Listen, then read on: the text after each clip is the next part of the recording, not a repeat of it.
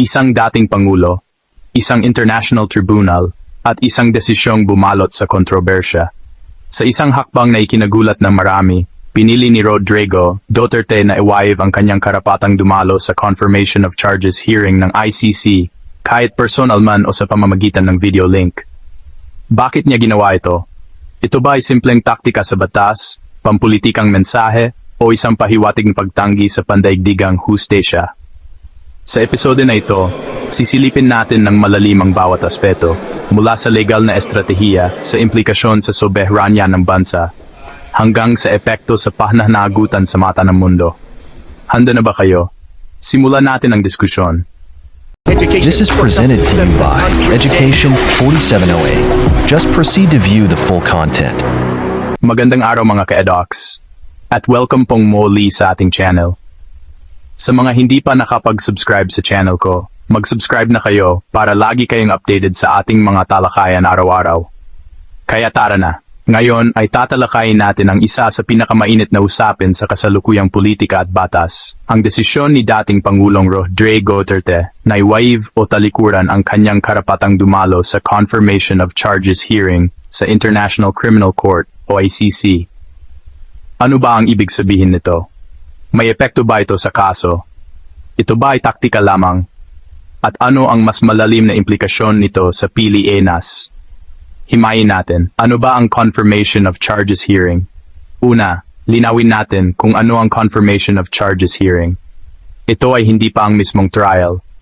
Ito ay isang mahalagang yugto kung saan titingnan ng mga hukom kung may sapat na ebidensya ang prosekusyon para ituloy ang kaso sa full trial.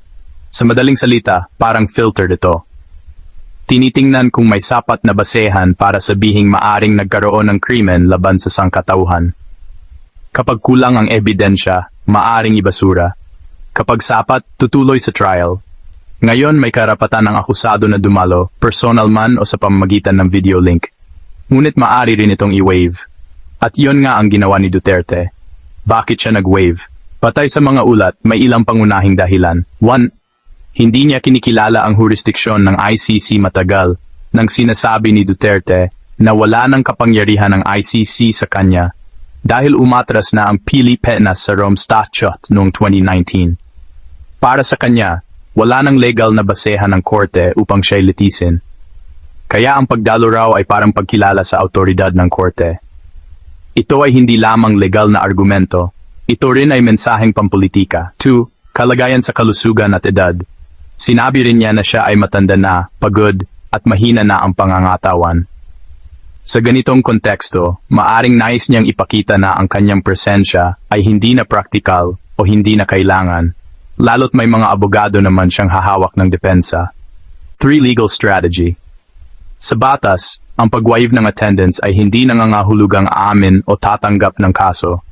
Maari itong maging bahagi ng legal strategy. Iwasan ang media spectacle. Iwasan ang emotional courtroom moments. I focus ang laban sa legal arguments ng defense team. Ang confirmation hearing ay higit na technical at nakabatay sa dokumento at ebidensya, hindi sa personal na testimonya ng akusado. Ano ang epekto ng pag-waive? Mahalagang punto ito, ang pag-waive ay hindi nagpapahinto ng proseso, magpapatuloy pa rin ang pagdinig.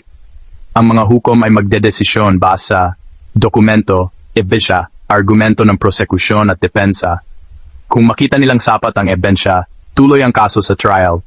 Kung hindi sapat, maaring ibasura o bawasan ang mga charges. Mas malalim na konteksto, Soben versus pandigdigang husya. Ang isyong ito ay hindi lang personal na kaso. Ito ay sumasalamin sa mas malaking debate.